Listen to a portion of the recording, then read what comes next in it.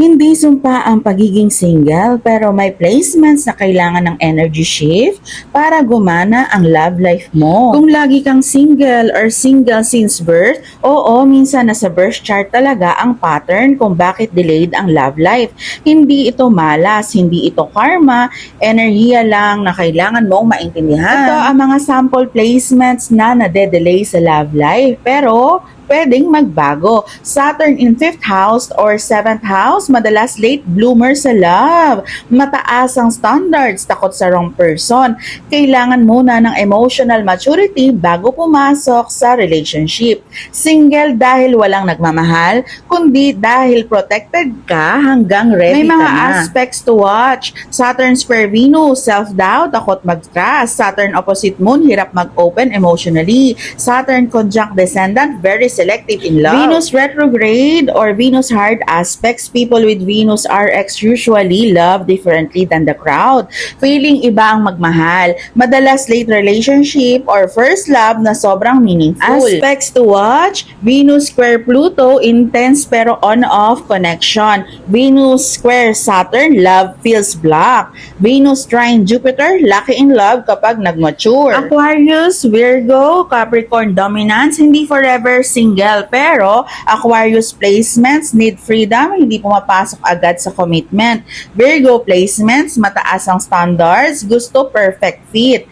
Capricorn placements, focus sa stability bago romance. Ang aspects, Moon Uranus appears detached. Mercury Saturn, overthinking bago magmahal. 12th house Venus or 12th house Sun, secretive love life, private, silent, admirer energies, attracts unavailable or distant partners until healed. Pero big transformation pag na-unlock. Very soulful love. Chiron in 7th house, past wounds or abandonment patterns. Minsan, parang inuulit ang same type of lovers. The moment na mahil, soulmate energy comes in fast. May mga transits naman na nag-activate ng love life.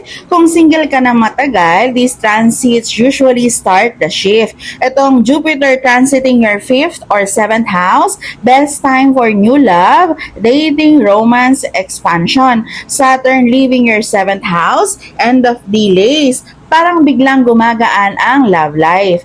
Venus return, love reset year, attracts new romance. North Node transit sa 5th or 7th house, fated encounters, karmic soulmate energy. Paano to nababago? Astrology shows the pattern. Ikaw ang gumagawa ng outcome. To shift the energy, heal Venus, Saturn themes. Allow love. Stop choosing people based on wounds. Align sa placements mo. Example, kung Aquarius Moon ka, huwag pilitin ang clingy dynamics. Follow your transits. Malaki ang tulong as timing guide. Be open during Jupiter and Venus activations. Do inner work kapag lumalakas ang Chiron or Saturn themes. Love manifests when your chart's black energy finally softens. Kung curious ka bakit delayed ang love life mo o anong placement ang nagbablock ng romance, check natin personally. Iba-iba ang chart, iba-iba ang timing. Kung gusto mo ng private reading or love guide based sa birth chart mo, message mo lang ako. Remember, hindi ka forever single. Minsan, kailangan mo lang ma-decode ang pattern mo.